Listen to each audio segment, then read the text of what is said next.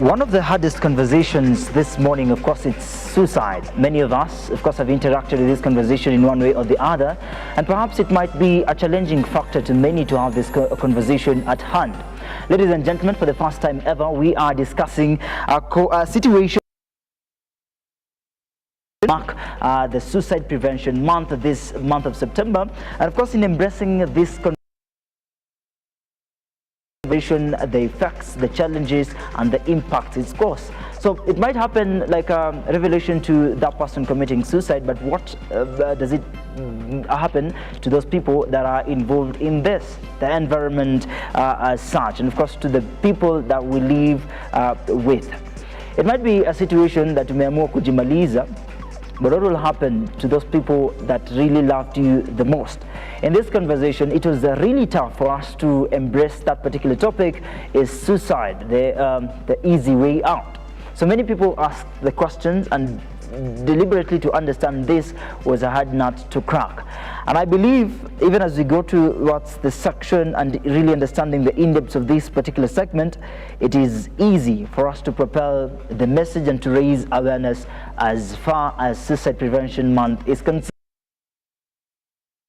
Up there watching this live, it is a time, of course, to really understand the effects and the elements of this week.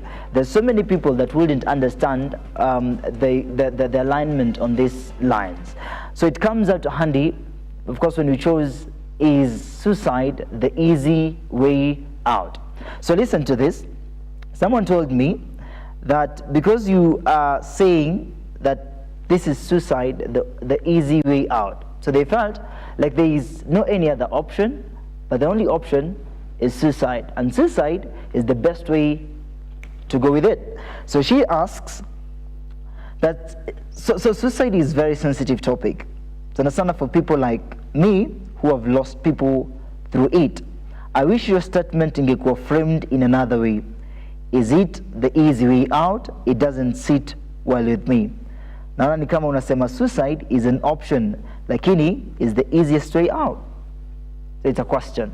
All right. As we engage in this conversation, ladies and gentlemen, we are welcoming your thoughts. And of course, many of us who are engaging this morning, of course, it's a very sensitive matter, but our guests say, let's do it raw. So of course, if you're joining us for the first time, remember we are live across all social media platforms, that is on YouTube and Facebook, Look Up Television, and of course we are live on our website www.lookuptv.co.ke.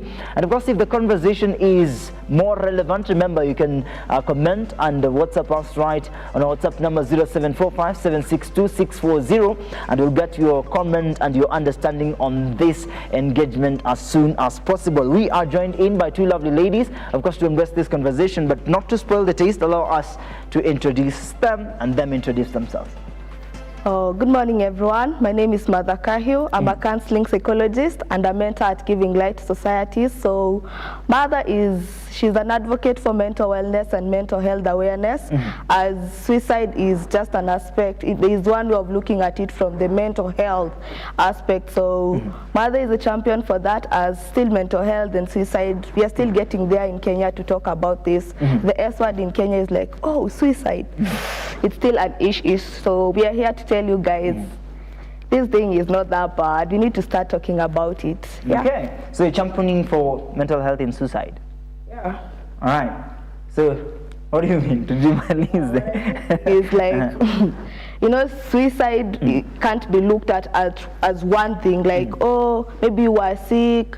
It's maybe you are people who commit suicide. It could be maybe because you have a mental health disorder or issue. Maybe it's a socio-economic factor. So suicide can't just be looked from one aspect. It's a diverse way of looking at it, and it can't be addressed in only one way. It's a collaboration of very many aspects for it to come together. All right, Martha, thank you so much for joining us this morning. Allow our guest to introduce herself. Hi everyone, my name is Anmasi Waithera. I am a personal leadership trainer, a speaker and an author, and also a founder of a company called Leader Labs. I'm here, number one, to represent the people who have ever had suicidal thoughts at any point in their lives, and maybe somebody who has tried it and survived. Yeah, and I'm also here to represent a group of young people called the Young CEOs of Kenya. We are a group of young people who have started something and then just come together, help each other out, and yeah, that's how I'm here today. Indeed. Yeah. All right. When we had this engagement, of course, you mentioned something about suicidal thoughts, and many of us that are watching this particular program right now might have the same reflection. What do we mean by that? Suicidal thoughts, it's the act of you thinking about terminating yourself, if I may use those words. Just thinking about it. Just thinking about it, because it starts by that. Indeed. It always starts by your thoughts. And once something starts by the thought, the other action is the action. And everything that was ever made, we usually made twice. First by the mind and then action. So in the same case, when it comes to suicide, it usually starts by the thoughts. Your mind is the first form of defeat that you will have before you commit the action. So even if you have those thoughts, it means you're having suicidal tendencies and your suicidal thoughts. Yeah. Dead? All right. Thank you so much, Anne Mercy. Thank you so much, Martha. And of course, there you have it. This is now the Social and Health Hour, a conversation that goes on in the next probably 50 minutes, of course, to dive into the reflection on suicide and prevention, even as we raise awareness. There's so many risks that are coming in, and of course, we are hopeful that we deliberate on these matters just as they come in, and of course, we need to understand the alignment as it comes in as well. Statistically, from WHO estimates Kenya crude suicide rate at 6.1 per 100,000 population, with age standardized suicide rate 11 per 100,000 population, which translates to about 4 suicide deaths per day. Now, I'm happy that this is not the clear reflection, but also I'm trying to understand that between the top ranked suicide rates in the world, Kenya isn't in existence, and of course to the low ranked, Kenya is not in existence. So I am trying to understand where does Kenya lie when it comes now to suicide conversations, but that will be enabled by our digital people to help us understand the clear aspects on all this. But let's now roll this down. When we had this conversation on suicidal engagement and really understanding that this is now the prevention month, across the entire year, why not January, why September? September. Why September? Why September? Let's just say, I don't have an in-depth on it, but maybe we could say they chose September because it's somewhere there in the middle. Maybe months were taken up because in May we create awareness on mental health. Right. So maybe months were taken up. So in September they're like, oh, maybe this issue is just a developing issue. It's something that has been there and it's coming up. For us to have this, it's because suicide is among the leading causes of death, and the numbers are so devastating. So they were like, oh, actually in Kenya, the 2021 to 2026, the suicide prevention strategies, they were among the strategies is having an awareness month where people talk about this. And obviously suicide is not limited to just talking about it in September. Conversations still happen, but we choose September to just talk about it more, because maybe we have discussions but they don't get there. But if we have a month where people can just, oh, it's on 10th, it was Suicide Prevention Awareness Day. We were wearing yellow ribbons to just, so people are like, wow, why are you in ribbons? And we are like, it's Suicide Prevention Day. So like, it's just a month in which people can just talk about it. It's not like there's something special about September. It's just a month we took, because in October is when we celebrate the World Mental Health Day on 10th. So maybe September just fell in there. Yeah. All right. And of course, you'll tell us why we have this particular special day to really understand the elements on Suicidal Day. All right. So when we have these conversations on suicide, there's so many things that come out and really want to understand. Want to make a decision. Why to this point in time? Of course, in deliberation on all these matters, why do you think someone kills themselves, or why do you think it gets to a point that lazima tu jamaa ajimalize? First of all, it's because of life. Life happens, and I'll give my story as an example. You've asked her why September, and in my mind I was like, going back, the times that I was having those suicidal thoughts, it was around September, mwisho wa mwaka.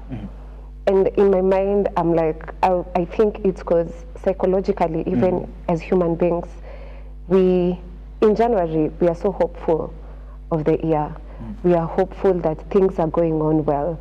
In the middle of the year, we're like halfway gone, so we are able even to have be more optimistic about the next half of the year.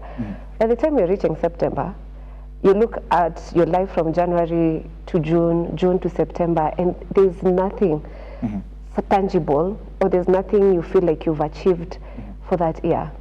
So September is that month where you're like, wow, the year is almost coming to an end. I have nothing to show for myself. I feel like a failure. So you won't do December because November, December, because you're like, these are festive seasons. Indeed. Everyone is celebrating. Everyone is celebrating the things they've achieved during the course of the year, but for you, you have nothing to show. So you're like, psychologically, I'm putting myself in that situation because I've been in that situation. I'm like, September is the best time, September, October, because I won't wait for people to celebrate their victories during the year, and I won't allow myself to also feel that pressure or that pain of, I've not done anything. So let me just do it around September. That one will be a perfect moment. So maybe, just maybe, that's why it's Suicide Prevention Day. And when it comes to your question, I would say, for me, the reason why I thought like that, I honestly felt like it was the easier way out. I recently had my book launch, and I told people that I used to admire the dead. Not because they were so special, but because they had nothing to think about. They couldn't think about bills. They couldn't think about anybody who they've left down. They couldn't think about even their own life because they're just numb. And I admire that because I don't have any responsibilities over my shoulders. Nobody is looking at me and telling me you're supposed to be here, you're supposed to be here, especially those words. The society says you're supposed to be here. Even you yourself, you're telling yourself, by this time, I need to be here. So that pressure makes you feel like you're failing, makes you feel like there's something wrong with you just because you're not achieving something that people have said you should have achieved. So I'll say that pressure, number one, is the reason why people feel like, let me just end it and just finish all this pressure, finish all these responsibilities that are on my shoulder, and just call it quits.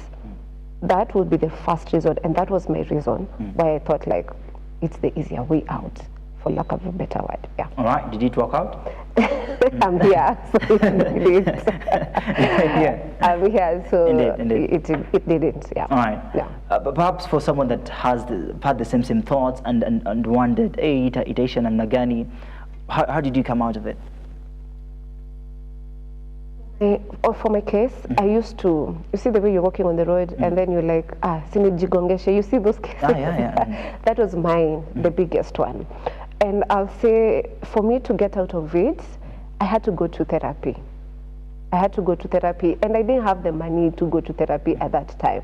What I discovered is, you see the government hospitals, I didn't know they have like free therapy sessions.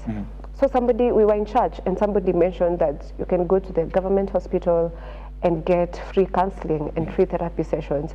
So the moment I saw that this thing is going on and on and on and on, and my aha moment, or the turn point moment, was I was cooking, and I looked at that knife and I was like, let me just cut my wrist. And that's it. And nobody will wonder what happened to Anmasi. Why did Anmasi do this? They'll just find me. They look for me and then find me.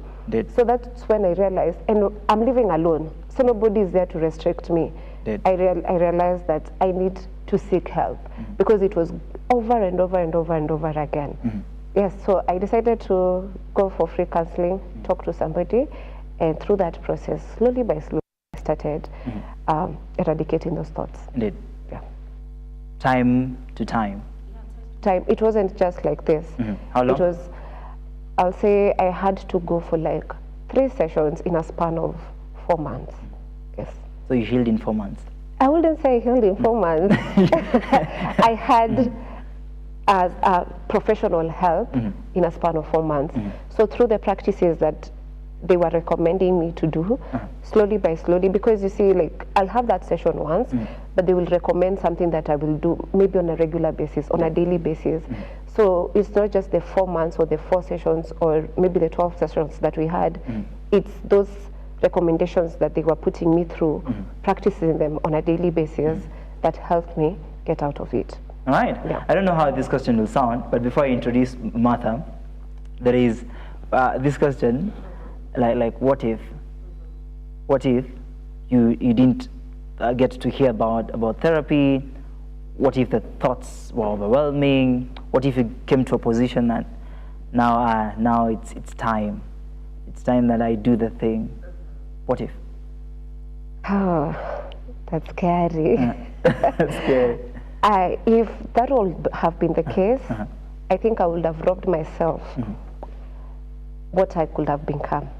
I would have robbed even the people around me to experience, they healed me, to experience the best version of me. I would have robbed myself an opportunity to be the light that I am currently, because I believe I'm a light currently. I would have robbed, especially, leave alone the other people, myself. Indeed. Because we hear the stories that when we go to heaven, because I'm a born-again Christian, and God will tell you this is the kind of person you would have been. So the grave would have been the richest place, but people wouldn't have experienced that. So I would have been selfish enough to rob myself the life that I would have created, and also the people around me, I would have robbed them that chance to experience me and to experience the light that is in me currently. Yeah. All right. How will we mourn you? Oh my God. We are there and say, Kaya Liji. Imagine. So that will be selfish of you. Yes. When she's speaking about this, there's now the aspect on mental wellness. And I believe that in the month of September, as we prevent this, there's also the aspect on making sure that the awareness comes out handy as far as now the mental wellness is concerned. Deliberately, there are many that are struggling in this, and they are in that particular situation. How would you interject mental wellness towards suicidal thoughts? Suicidal thoughts, they are actually classified in two ways. They are passive thoughts. It's just like, oh, what if tomorrow I don't wake up? Like, you just think about it, but you've not made a plan. Then now there's an active, you have active suicidal thoughts.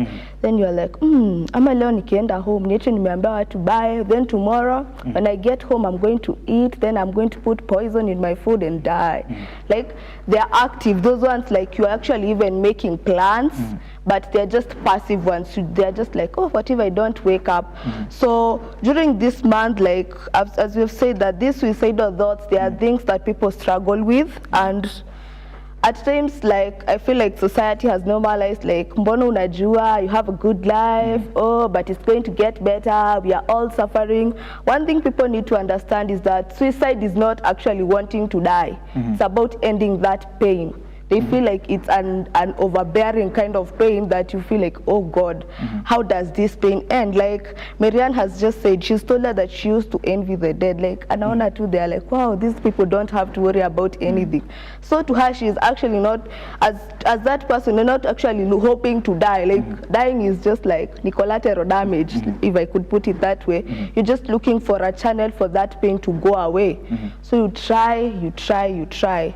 So maybe this month, like, we try to tell people, like Marianne has said, she accessed help through someone who said they are free mental health, free therapy sessions. But maybe when that thought comes, there are just some few things you could call a friend. It's not a must to tell them what's going on. You could tell them, wow, see the weather today. You could just talk about the weather, or wow, somebody has just passed me here, and aka vizuri, so that because these thoughts, you just seated there, it's just hopelessness. Maybe you've lost your job. Like, there's someone who was, when we were creating awareness on 10, someone told me, you know, you people, you therapists, unatiambia nikuje therapy, then you're going to tell me it's not okay to be okay. You know, I just need money. Money is my problem. But when you come to therapy, as Marianne has said, you're given coping strategies, you're given you given means to cope with what you are feeling, ways to channel that pain out. It could be through journaling. You could just write out what you are feeling, because at times people who have suicide, they face some form of guilt and shame. They're like, gosh, if I tell them like I want to die, maybe for example you Moses, you're employed, you have a job, you're on TV, then maybe you're struggling with those thoughts. Then someone is looking at you and they're like, oh Moses, you want to commit suicide? You know, people see you on TV, you have a good life. They just see this, but they don't know what you're going through. People are going through so many challenges and battles that people don't see, because mental health, as we say, it's like when I have a cold, you're going to see. But when I'm going through something that is mental health, my brain is sick, or I'm going through depression. And also people need to know that a person who is suicidal, si kila siku ati yako too sad, they are that happy friend, the strong friend, and afraid, and you don't know when they go home, they are sleeping themselves, they are crying themselves to sleep. But out here, maybe you are saying, oh, na Moses anakaa kofiti. Anacheka tu alafu when the show is over, he's like, oh God. Like, you need to know that that person who's smiling, you don't know what they're smiling right now, but 1 hour later or at night what's going on. So usidhani that they are making it, or oh, they have a good life. There's more going on than you can see. Indeed. Yeah. All right. So up to that point, of course, there is also alarming cases that are right in the country. And of course, remember the time that we were speaking about rat and rat, which was really trending. So kila mtu akitaka kujimaliza, we go for it. And the approach really took a center stage when it was the fastest and the easiest way that many people would really cut themselves off. And to this point in time, there's technology now coming in handy to really support new techniques. New techniques za kusema na hii shughuli lazima isonge. And there's so many, you know. There's another day that someone saying about unaenda tu unafungua tu stima, then you touch yourself and kabut. And if you look at these scenarios day in day out, they are alarming.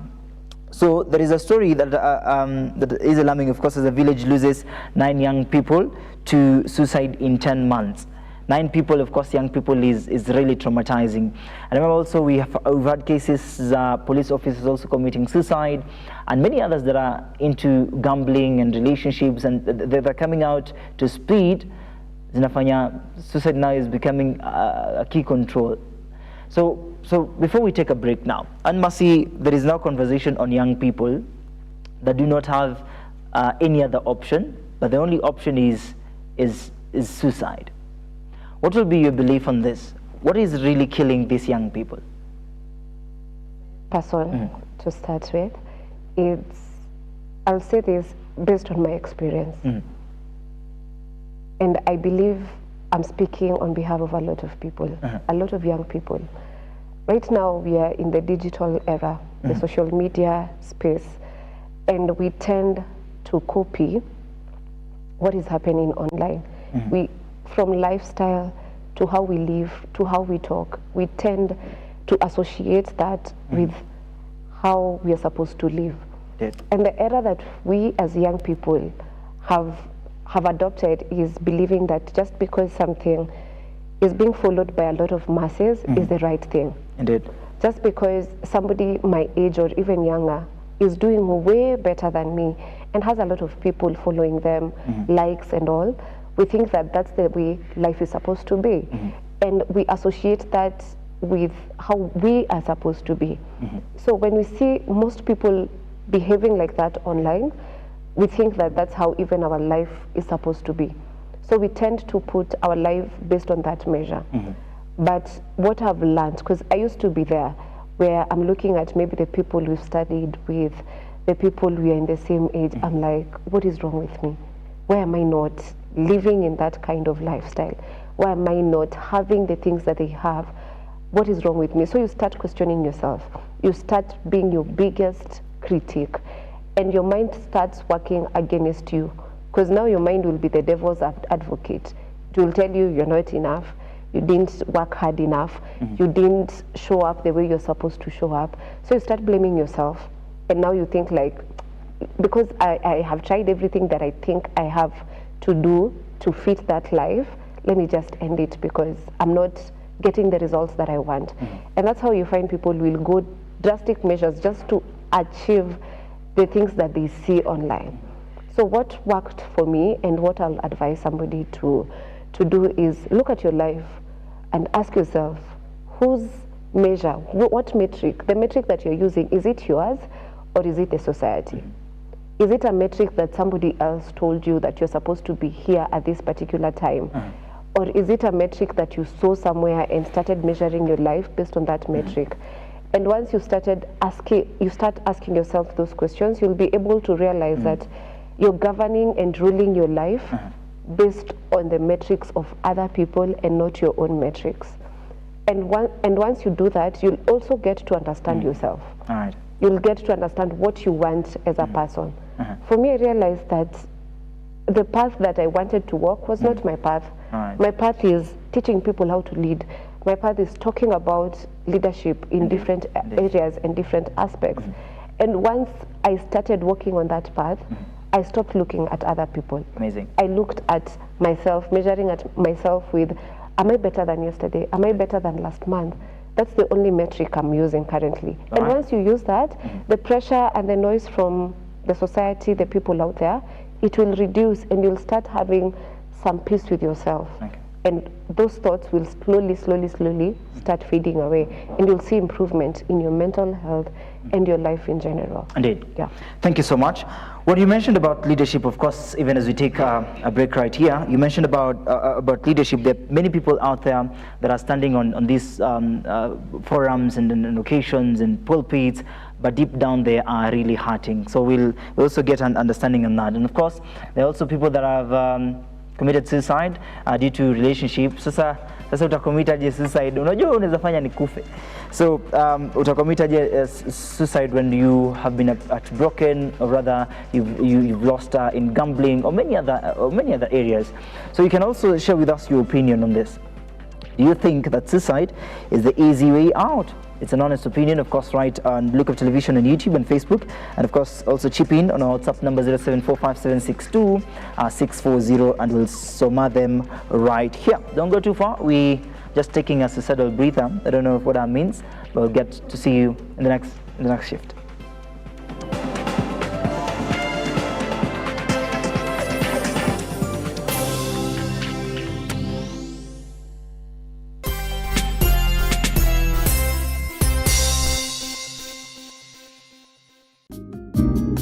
People are there to belittle you. When people are questioning you, if you don't move fast, of course, yes, you lose it, but then it's not us to push you. But you do not know the God who has been molding me. What has he been doing to me? The deep and mature conversations of empowerment for you with a curious mind and an appetite for oriented conversations. I concur with what you're saying. You plan your finances, you can easily live without a debt. An engaging safe space of free expression and truthfulness with an upheld vibrance, motivation and happiness. So many children who are there, they are not living their dreams. Join us for deep conversations with Zipporah Gashushe every Saturday from 8 p.m. The Deeper Conversations on Look Up TV.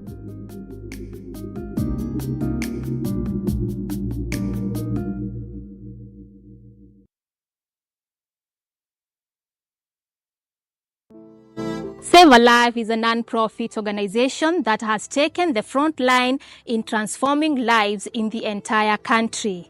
So far, we have transformed life of over 100,000 people through our programs, which include medical support, youth empowerment, street family program, feeding program, and climate change.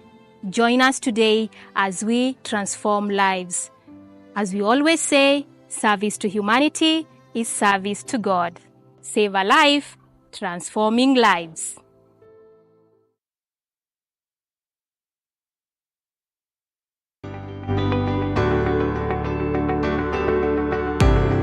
Pindi tu taarifa zinapochipuka na kutufikia papa hapa kwenye makao makuu ya chumba cha habari cha runinga ya Look Up, kwenye taifa, kwenye serikali, kwenye bunge, tunajitosa hadi kwenye sauti ya wenyeji ili kupata tu maoni ya wenyeji kuhusu masuala haya yanayochipuka.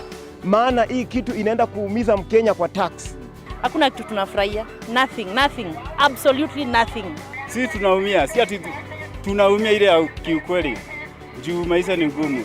Na bila shaka tunapata maoni yao ili sauti yao ipate kusikika. Na watasema hili, waseme lile, watasema hiki, na waseme kile, almuradi sauti yao ipate taa. Mambo ya mafuta tena imekuwa ni changamoto zaidi kwa kila mtu wa bodaboda. Uchumi ikikuwa stable, tunaamini mambo itakuwa sawa sawa. Kwanza liko na ria wa boda, mama mboga nini. Hao sasa ndio wamefinywa zaidi man.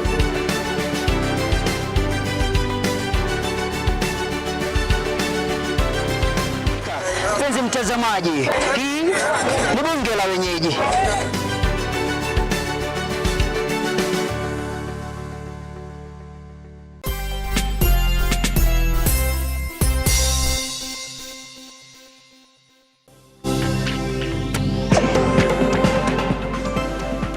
Welcome back. We are alive and kicking right here on the Morning Drift, of course, the Social and Health Hour.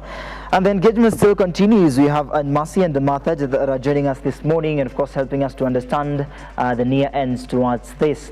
And, of course, can you predict suicide? The conversations, of course, in this particular segment is really tough on us because the encounters of all these discussions, but in the meantime, I believe these are the best conversations we can have to align the society. And when we talked about the Social and Health Hour, it comes out handy for the preparation of tomorrow and a greater generation.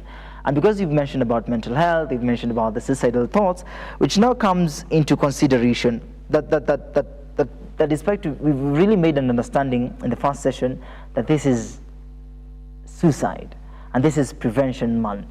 But to start in the conversation, do you think we are safe? Or do you think they are safe, rather? Maybe not. Maybe we are safe because at times there are things we call protective factors. You might be thinking of dying by suicide, then you think, oh, what about my little brother who always calls me and tell me, Leo umeshinda aje, today I saw you on TV. Then, like something like that, really, as much as you want to die of suicide, you're like, how is it going to be on them? So factors like protective factors, maybe you are safe. Maybe not. Is that person who's feeling, oh, I'm alone. They're just alone. It's just them, the thoughts. They have no one. They feel like there's no one to talk to. Then another thing, people, when someone is going through a mental health battle, they at times are very good at masking it. So as much as you're like checking on that friend, you're going to be like, hi, how are you doing? Oh, I'm good. Because in Kenya right now, even if hata when nikikwambia, how are you doing? You'll be like, I'm fine. And maybe you're not fine. So we need to have conversation between fine. What does your fine mean? Because it's what you attach meaning to. Because my fine is like maybe I ate breakfast and your fine is like you are here. So fine to me is not fine to you. So we need to say maybe, maybe not. Yeah. All right. And can you predict suicide? Individually, yes. As a person, you can predict. You as yourself, like you can judge yourself and know the trajectory that I'm headed is not right. But somebody, a different person might not be able to predict. I'll give my case. When I shared my story in my book launch, people were shocked. They were like, what? I am the person who is, I was a leader as going through that phase. I was showing up so well on the outside, but on the inside I was crumbling.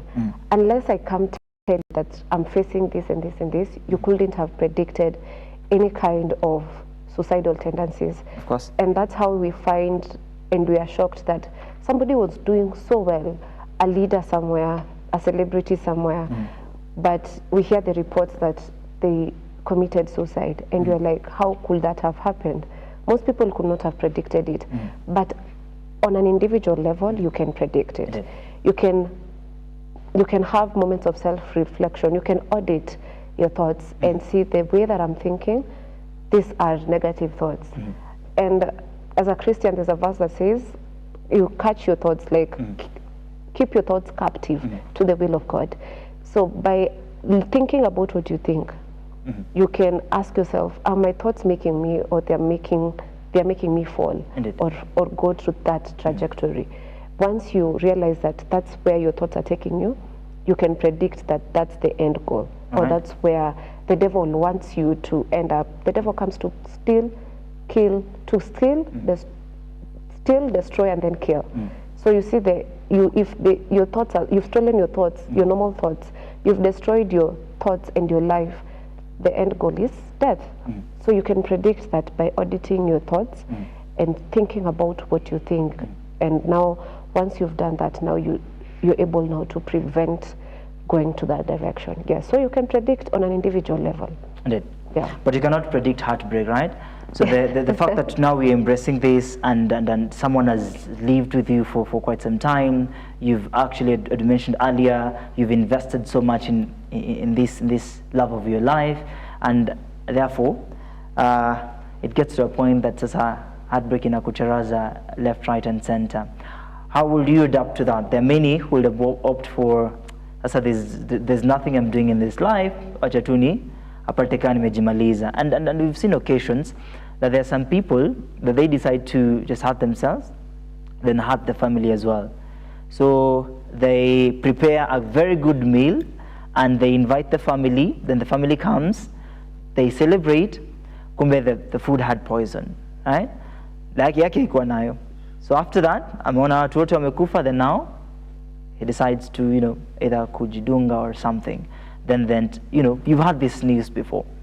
Do you think in the aspects of relationships now, it's necessary to commit suicide? In relationships, let's say, it's at times it's not about nimewachwa. People come into these relationships with baggages, childhood trauma, because we've been raised in, I could say, like this current generation, I don't want to call them Gen Zs or millennials, in a way they're educated, like they've come to know things, like they're like, oh, like una kitambo, like parents will tell you msipe kuku ni nini itakuja kuzipeleka hot. Like there are things our parents did because their parents did to them. You come in carrying traumas, your parents told you are worthless, nobody will ever love you. Then you found this girl or this boy, wamependana, you've invested, you've grown. Then one day they tell you, I don't see this working out.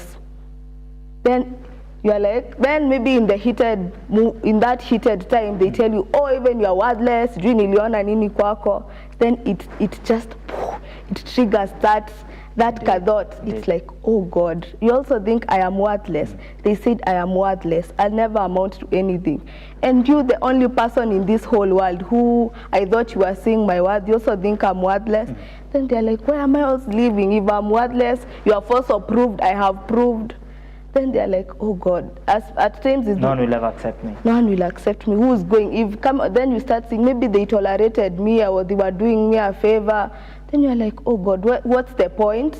Then you're like, will I find another person who's going to tolerate me, who's going to put up with me? Then maybe you think, oh, what if I die? Maybe when I die, nobody is going to even matter. Like when I die, hakuna mtu atasikia vibaya, nobody is going to be affected. But it's just working on yourself, I'd say. And maybe it's just the heart, like that pain. In Kenya, I don't think people realize that heartbreak is grief. You're grieving something. It's loss and grief. It's like somebody dying. Like it's that serious. You see the way a person dies, then you have a grieving period. That's even how relationships, handling a breakup should be like that, because you're going through a loss. It was something that you had invested yourself emotionally, it's like you had invested.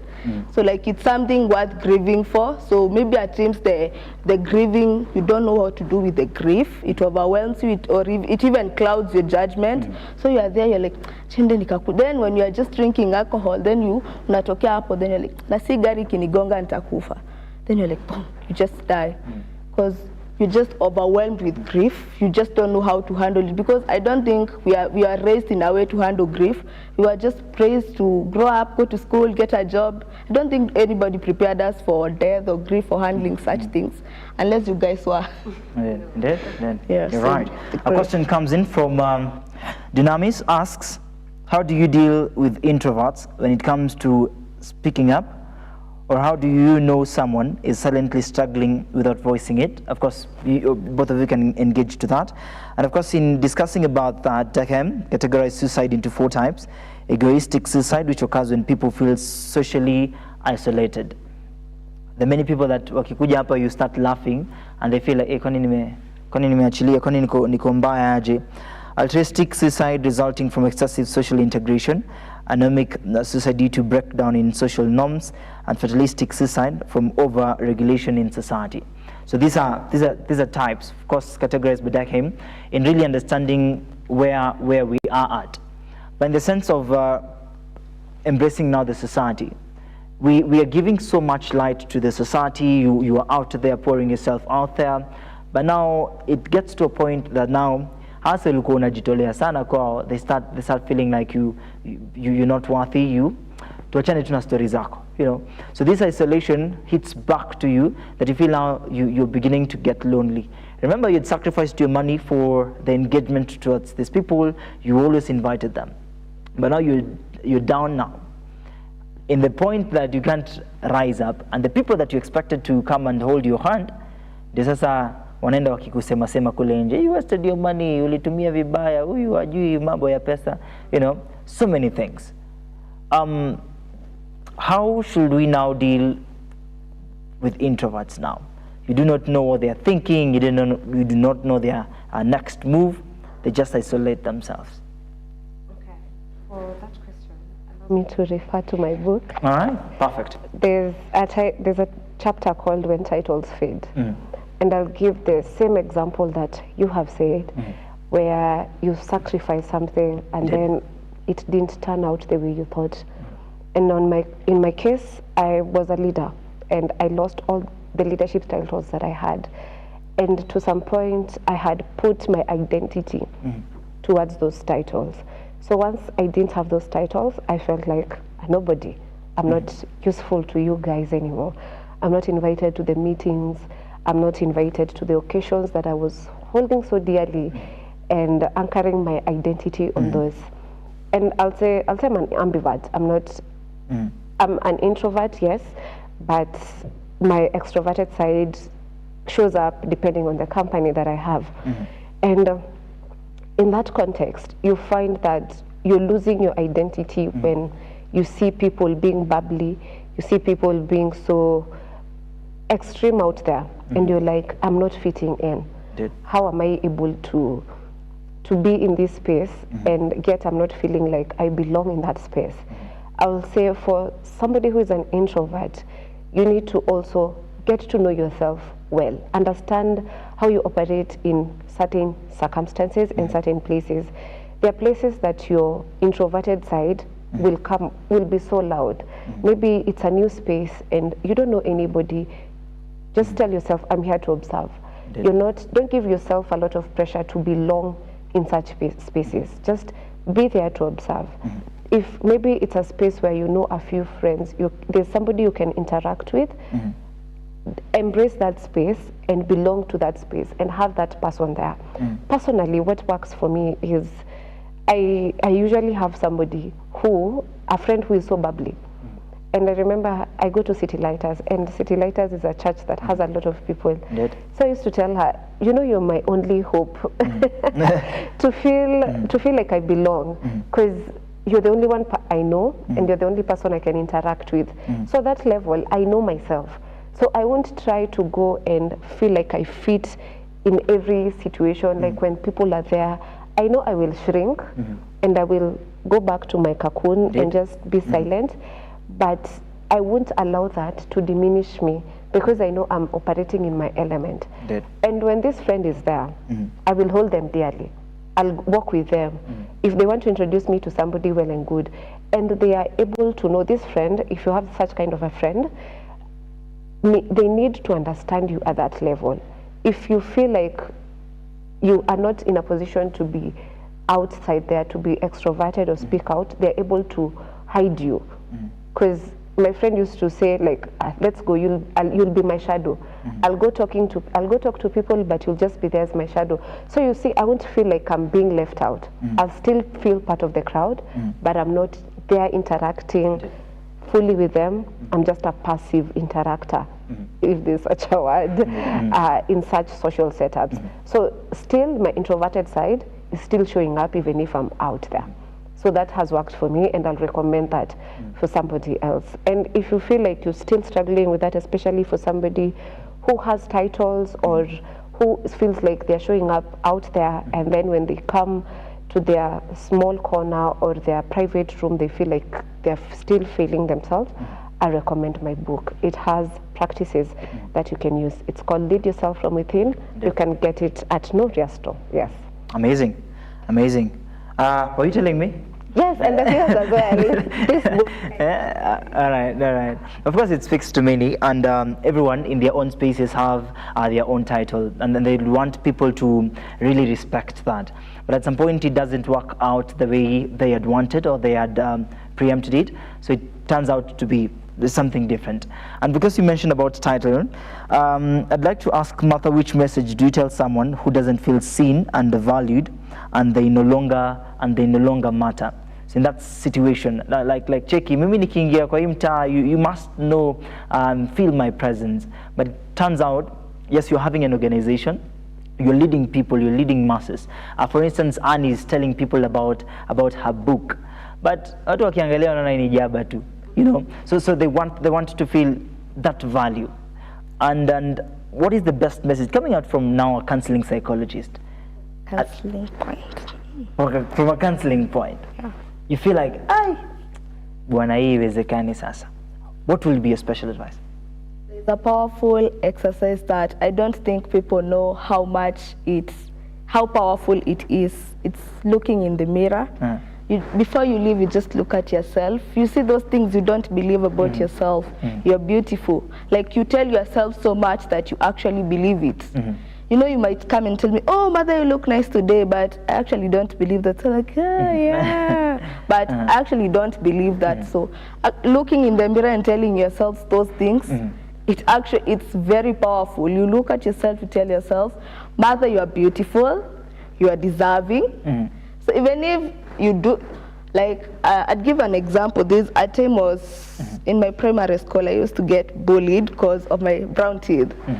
So like at some point it started getting to me, because like people are like, oh, you don't have a cute smile. You see us when you smile, you have white teeth. Good smile. And like at times they used to like, there's a time I was not smiling. Like I was not smiling. But it reached a point when I was like, okay, I have brown teeth. Okay, so what? So you have white teeth. So when I started believing my brown smile, it's still beautiful. So even if you came and told me, like, take back that power. When you come and tell me, I don't want to smile, so put it, I'm like, yo, it's okay. I'm gonna keep shining. So like, take back that power that you've given people, because I feel like we've given people so much power. So look at yourself, tell yourself you're beautiful, you are worthy, you are deserving. Like, who else is supposed to be there? I mean. But wengine wataona niko umeachilia. How do you wake up in the morning then you start looking at yourself? Because sana wanaume. Let me just tell you something funny about me. I'm the person who smiles at people in town. Like, you'll just be coming this way like, or I just like to pretend, you look beautiful, or man, you have nice beards. Because like I feel at times like we've normalized it's just the ladies, but like appreciate men too. Like at times that someone was just like, oh God, you're just having a terrible day. Then a stranger smiles at you and tells you, oh God, you look nice. And they're like, oops, I'm going through a lot today, but wow, somebody noticed today I look nice. Sometimes it's in those small things. At times you don't have to have a big thing. It could be just like today you woke up and you took breakfast, and that's enough. And then I think that maybe to add on what Miriam said about introvertedness, you know, at times introverts, they don't speak out. So, but they have some tells. Maybe you used to hang out with your friend twice, then all of a sudden these days they're just cancelling. As much as suicide, it doesn't, sometimes you just can't know and sometimes you can know. Maybe they're cancelling and they used to show up. At times when you show up, it's kila siku unaenda kuongea na mtu. At times just go and sit with someone. Sometimes a lot is going on in their head. There's too much noise.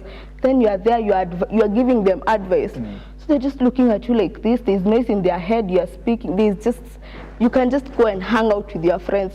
Just like that. Silence too. or you just take them for a walk. You show up, you tell them, yo, let's just take a walk around this place. You just walk, you just sing. There's no need of talking. As at times that sitting with them in silence is a lot. So helping someone doesn't mean you just have to always be speaking. Even sitting with them in silence without even asking. Because at times I might be going through something, then Mshinukuza, uko sawa, uko sawa. How do I explain to you? Siko sawa, but niko sawa. But at times just go and see it. Amazing. Sometimes clients come for therapy and they've paid you, but they just come and sit in silence. They don't talk to you. They come the first session, amebook na amelipa, anakuja anakaa chini na kuangalia hivi. And you guys sit there and sit. So at times silence also, it's the key. You don't have to always be speaking. Indeed. Yeah. All right, but we have a problem. When you came in, you didn't tell me that I have nice beards. Where are the beards? I think you look nice. You really nice bosses. All right. Let's just have a beards to draw the line. Okay, I know what I see. So definitely, of course, with this interest now coming out very clear, and of course, there's also the position on. She's mentioned broadly about the introvert, and of course the aspect of extroverts. They are coming here, right here in studio. Tunabonga kabisa. They're good, but wakenda nyumbani, it's disaster. You know, you can't imagine how that happens. Of course, with identifying risk factors towards suicide, prevention month, and earlier on you'd mentioned about family history becoming one of the elements zinachangia. So I was trying to think, because your father had this problem ya kuangamiza watu. Do you think the blood can follow you as well? For that one, there's a yes and no. Because it's the same case where we hear two sons from the same father. They're asked, why are you drinking? Somebody will say, it's because my dad used to do that. And the other one is like, why are you not drinking? It's because I saw what drinking did to my father, and I wouldn't want to go that route. So it's you as an individual, your perspective. How do you interpret that? If you interpret it as the easier way out, that's what you will go towards to. But if you see it and look at it from the perspective of this is bad, the cons are more than the pros, you will go to the other side, which is the good side, where you won't go to the side of kuangamiza watu ama pia kujiangamiza or those suicidal thoughts. So it starts with your perspective. What's your mindset towards it? Do you think as if it's a way to just end things, do like kufinish kumalo mbio umalizane na story? Am you thinking at it as a way, you're seeing it as a problem and you're like, this needs to have a solution, and the solution is to start with the root cause. Once you identify the root cause of the problem that is there, and if you see like this is a pattern that has been happening, you now start becoming we call generational breaking. You break that curse or that problem in your family, and you decide, by the way, I'm going to go to the right direction. By looking at the root cause, what is the cause in my family? What is it? Is it alcohol? Is it that finances are the reasons why people in my family are heading to this direction of suicide? What is it? Once you identify the root cause, you're able now to deal with it. Because one thing, when you're trying to eradicate something bad, you need to replace it with something else. Because if you leave that void, it will still come back to you. It's the same case when we are trying to change a bad habit or a negative habit. You don't just wake up and say, I will stop drinking, I will stop smoking. What will you do to replace that? Once you figure that out, slowly by slowly, you will be able to change that negative behavior. If it's drinking, maybe you drink at this particular time, let's say after work. So you replace that moment, that time that is there, that gap. You say, after work I usually tend to go to drink. Maybe instead of going to drink, I'll go to the gym. I'll engage with something constructive. So that way you're able to replace that negative habit. It's the same case when it comes to identifying patterns. You say like, okay, drinking has made our family go to the root of suicide, or even maybe poverty or something like that. So you try to eradicate this vice that has been happening in your family with something else. You see, if it's finances, can I do a financial course? What can I do to just prevent this vice that has been killing my family? If it's maybe depression, what is the root cause of depression? Can I talk to somebody to seek help? Because once you start identifying those patterns and replacing them, slowly by slowly, you'll start shifting that pattern. And now you will start being whole, and you won't go to the tendencies of suicide. Yeah. All right. Martha, if you had just one sentence, this is Sarah asking, if you just had one sentence to stop someone from ending their life, what would you say? Might sound kind of like a guilt trip, but aren't you curious about tomorrow? It's a question, not a statement. Oh, it's a statement. Aren't you curious about tomorrow? You might want to commit suicide at 1, and maybe delay yako inaivana 4.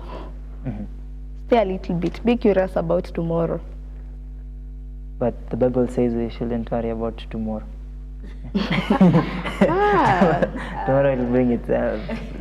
Yeah, as much as the Bible says that, that's why I told you, looking at suicide, you can't say it's a mental health problem. It gives different faces. Because at times you are a Christian, you are a staunch Christian, and you are having these thoughts, then the pastor Sunday, maybe you're sick and osema, dying is bad, taking your life is bad. Then you are there wondering, oh God, am I sinning? So instead of actually being able to seek help, you start feeling condemned.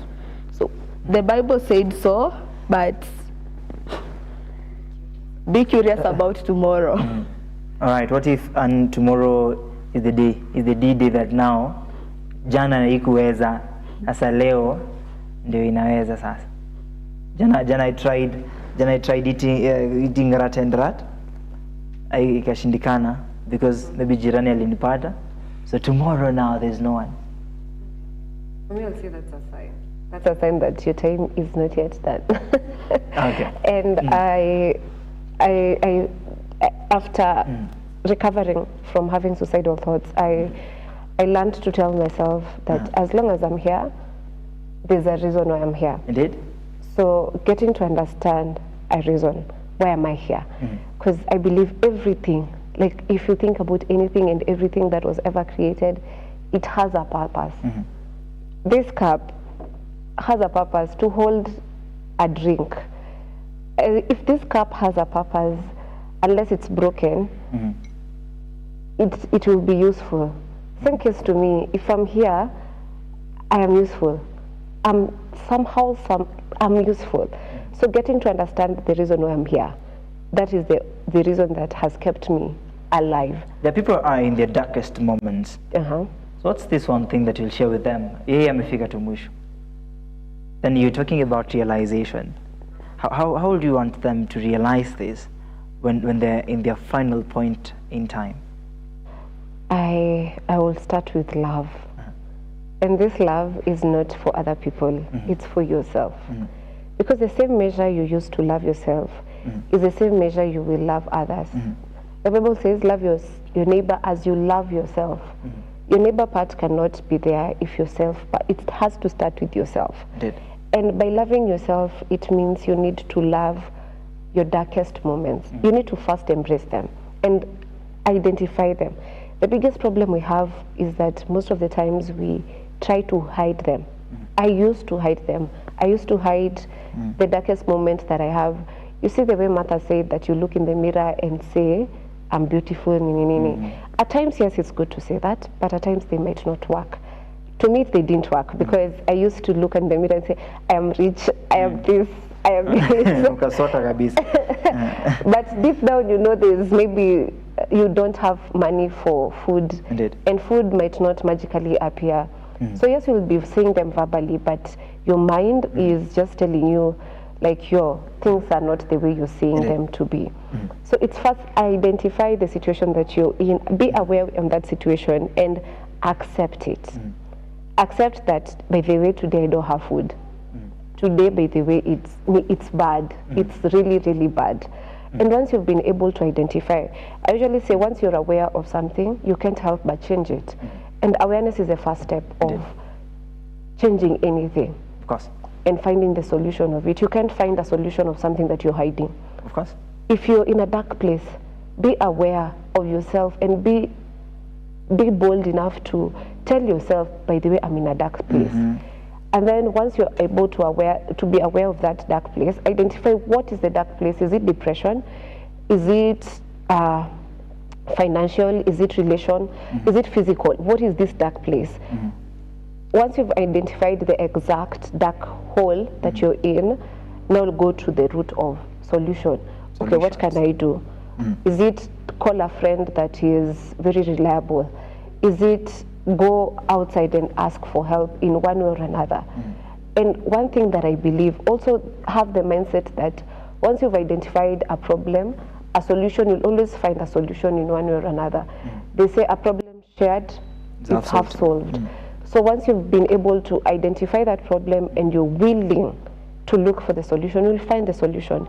And love yourself through that problem. You can't hate yourself through change. You need to love yourself through change. Accepting so love that you're loving yourself indeed. through the change. Be able to love yourself enough. I usually use the example of losing weight. You can't go to the gym and say, I'm going to the gym because I hate my tummy, because I hate my weight. It's the same case when it comes to you being in a dark moment. You can't just say, I hate the moment that I am in, so I want to change. You'll still keep going back because you're having negative thoughts about it. But once you embrace that stage that you're in, you even love the process of change. You love that process of transformation. So love yourself through change. Love yourself in the darkest moments. And through that process, slowly by slowly, of self-awareness, getting to know yourself better, you will get out of that dark hole. All right. Yes. I know you have a couple of minutes to now, I believe you're making sense in this, and we'll continue speaking about this more often, so as we get other understanding towards this. There's a question here that because now there's the point on loving, acceptance, believing in this change and, love the darkest moments, there is the point of view now, you're survivors. Coming out in the sense that every time, as Anne had mentioned, there's a time that she shared her story, and so there's that perception. People understand this in a particular way. So do you think also, just as the other situations in other diseases and other infections come out, like for instance HIV, there is this point of stigmatization. How does that apply now to the situation of suicide? All right, so does stigmatization also apply in suicide? Yeah, there's a lot of stigma associated to suicide because they are, the back still lies in the society. They're like, why are you selfish? What about? As much as what about my mother, what about my sister? It's about me, it is my life. As much as you guys are here, it is about me. Stigma really, then there's this thing, actually the way people said, you committed suicide. Commit seems like bad, like it's confessed. So actually the theme for 2025 for suicide was changing the narrative of on suicide, because you die of suicide, like you died of malaria or something. If you actually die through suicide, it's dying of suicide. When you say, oh, they committed suicide, it seems bad, like it's a sin, it's bad. But when it was happening to them, they were just looking for their pain to stop. So there is a lot of stigma that is yet to be there, because people look at there are people who tell you on your worst day, that is somebody, you say that worst day that you think you're having, it's somebody's dream day. Like they're like, oh, I wish I would be like Ma. They say today she was on TV. But like there are other things that are happening. So there's a lot of stigma, and it's preventing people from seeking help, because they're like, oh, but I'm a Christian. They say trust in the Lord. Or maybe if you're not a Christian, but I'm a leader, I'm supposed to show up. Oh, I'm your sister, I'm supposed to stay here for you, but I'm literally feeling like I'm being choked. I'm literally suffocating in my own life, but you want me to consider you. So there's a lot of stigma, but you're getting there. We're getting there. At least conversations have started. Suicide is not a big, it's still big, but at least people can ask, are you thinking about it? Me, my friends, you just sit somewhere and then you're like, oh, I'm going through this. Then somebody asks, have you thought about suicide? Like, have you thought about it? Then you're like, oh yeah. Then people actually talk. Somebody may share something, then you ask, because you might think like, oh, they've never thought. There's someone who said like you could save a life by just asking, have you thought about it? Because I might have thought about it and I've made a plan. Then maybe we say something that might make you change your mind. But I didn't ask you. You didn't ask me, do I have the thoughts? Because you're assuming, oh, you'll never think about it. You are a Christian, you know it's a sin. Only God can take life. So you could save a life by asking, have you thought about it? Let's not fear suicide. Yeah. If today happens that you are involved in a space that hauko unajua mse atajimaliza, you didn't know you didn't see the reactions, you know, nothing at all. Then later on you hear the news that someone that you were with a couple of minutes ago is no more, and they're saying that he or she committed suicide. Because you're an expert in this, how would you advise those people that walikuwa in that position? Hawakuwa wanajua anything will happen, but gets to a point that sasa news inakam na sasa yeye ndio inampiga blow hata kushinda familia ya wale watu ambao wanampenda sana. What advice do we give to these people? For such kind of a person, I would say, of course, guilt is there. Of course, you'll blame yourself. But don't... Forever. Yeah, you will blame yourself and ask yourself, why didn't I see the signs? Am I not a good friend? And you start blaming yourself to a point of asking, did I not provide a safe space for them to tell me what they were going through? So yes, that guilt will be there. But at this point you will ask yourself questions that you won't get answers to, because this person is already gone. Indeed. They can't answer you the questions that you have. So at this point yes, go through the process of grief, because it's normal.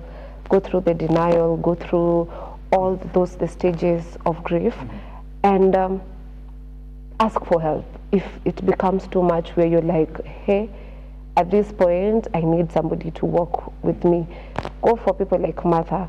Talk to them, because now this is a professional. Because if you talk to a friend, they'll tell you that I see you showed up for them, you did this. But yes, they will tell you that, but you're still not convinced enough to believe what they're saying. And yes, it could have been true, like you showed up to the best of your abilities, to the best of your capabilities, but seek help. At this point is where you need to seek external and professional help, work with that journey. And also, I'll say pray to God, because God will always have a way to console you, have a way to also convict you in ways that maybe you didn't see them in that area, but He will be able, through the help of the Holy Spirit, He'll be able to convict you and reveal to you some of the things that maybe you overlooked as an individual, and bring you to the space of forgiving yourself, because here you also need to forgive yourself for the guilt that you're feeling. So yes, But it's really traumatizing, right? Yeah, very. I can't even try to imagine it. Yeah. So these people will need to find therapists. Yeah, find help, and bring God closer. I think God is supreme above all this. You'll talk to Martha, but deep down ukilala tu hivi unaona ni kama ametokelezea. So it's that's affecting your thoughts as well. All right, King Dante Max is asking Martha, what resources are available for people struggling with suicidal thoughts? How can each of us contribute to suicide prevention in our daily lives? And of course, as you answer that, and we'll prepare for what are the most effective ways to support someone expressing suicidal thoughts. So, actually, I have kind of a problem with these helplines that are in place in Kenya, because most of them are like, call, we are going to be there. The only one that I know that works is the Red Cross one. You'll be surprised that there is a national toll for actually suicide. But when you call those lines, they don't, at times they don't work. Yeah, so there we are failing as a sector for people who they need to come help to ask for, because I feel we fail there, because they are told there are so many, they are put in billboards, call 1199, and then nobody picks and you are there. So I'd say I only know of the Red Cross one. That one I know people, that one is picked. So you could just get someone to help you through a crisis then.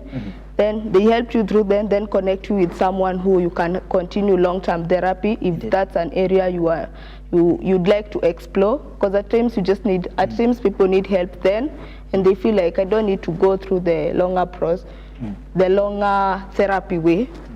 Yeah.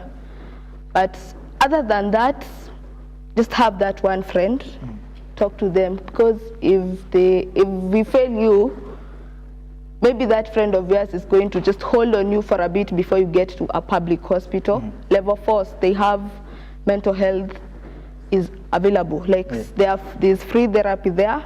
You can get help there. Yeah. All right. Thomas is asking, how do you deal with a woman who always wants to win the argument? So it gets to a point now, we now need to see who will win, you know? And of course, kibahati mbaya tusinajua what will happen. Yeah. So how will you deal with a woman who always wants to win an argument?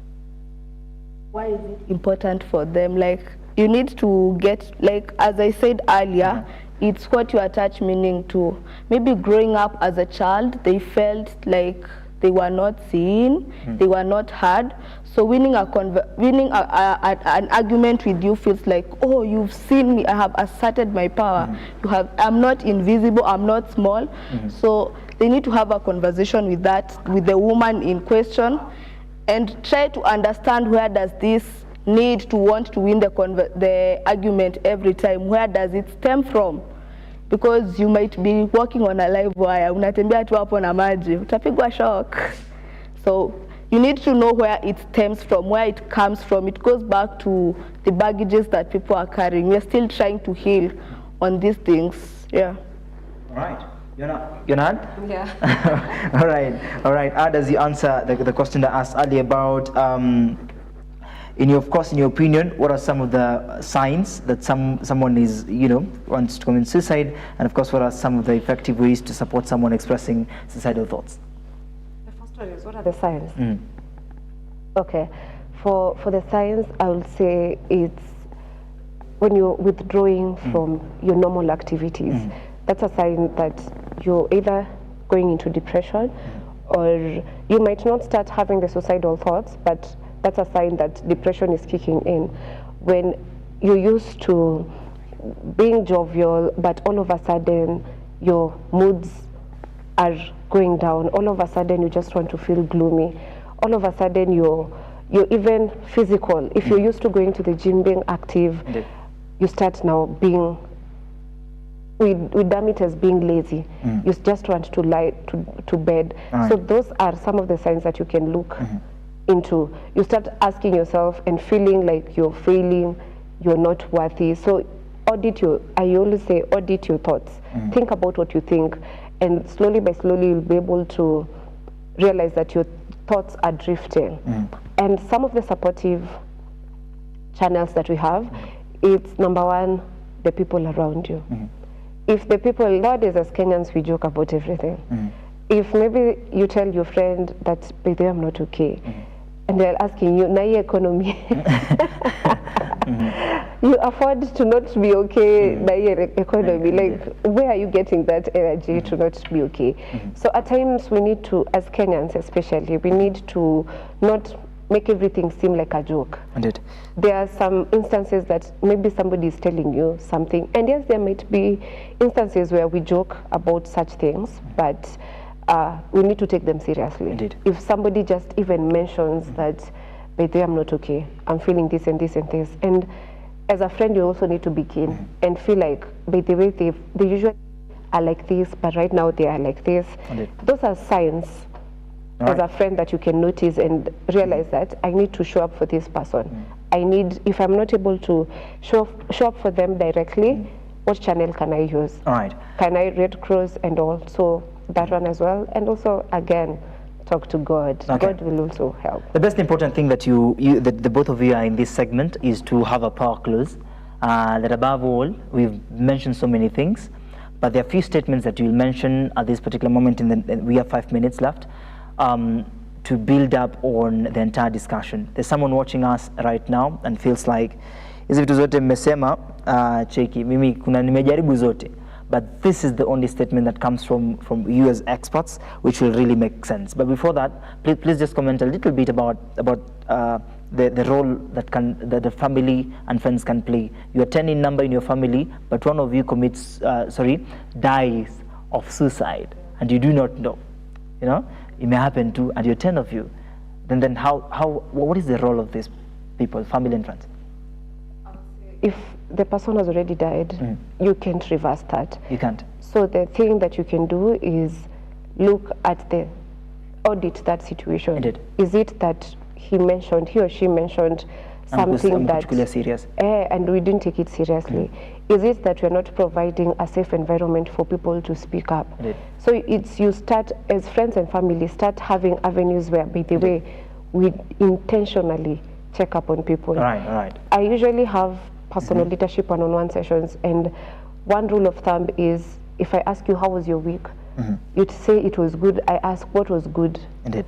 Is it work, life? What exactly was good? We're used to, I'm well. Okay. What is well? So right. go deep and be intentional. Don't just say it for the sake of saying it.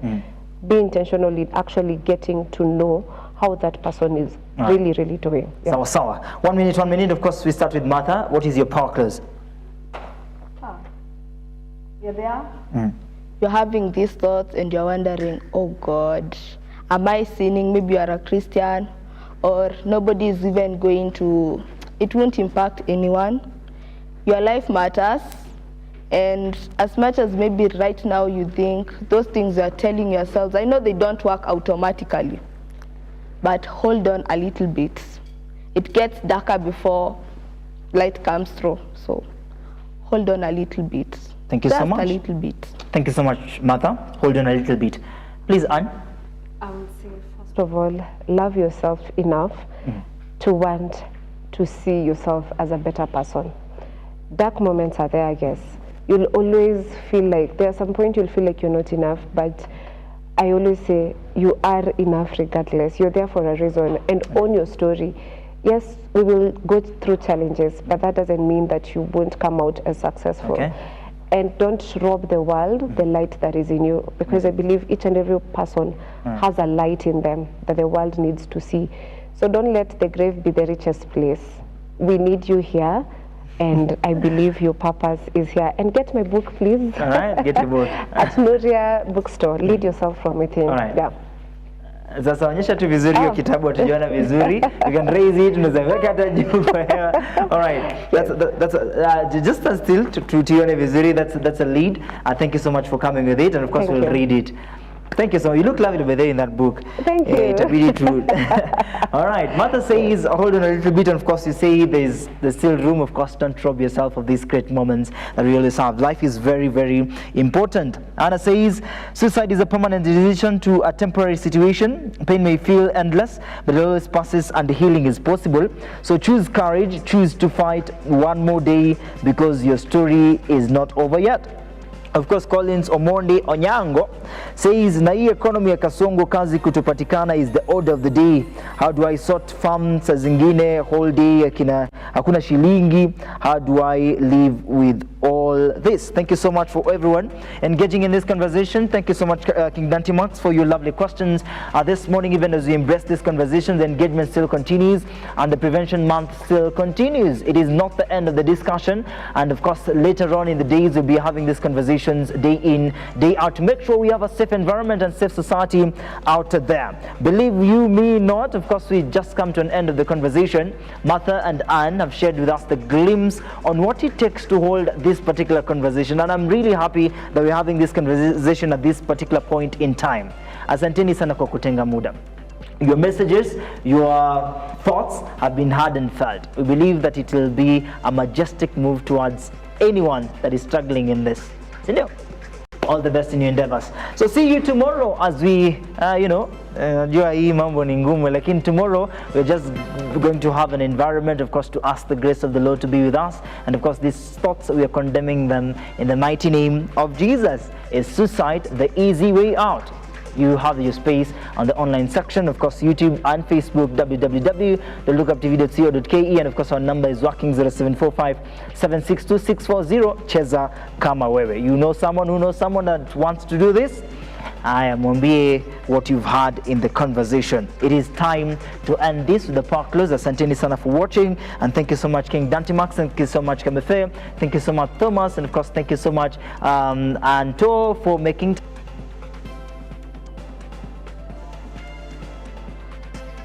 the social and health hour. My name is Moses.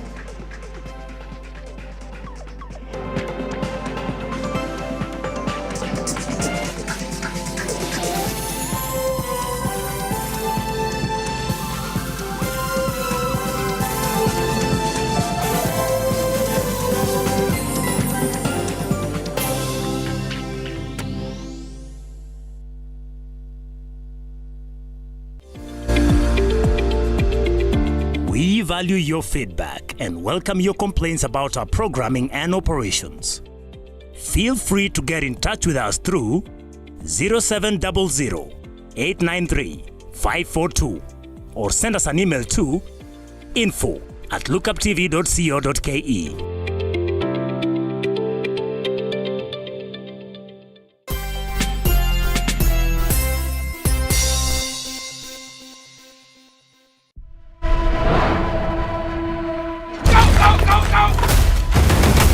Multiple SWAT units responding to hostage situation.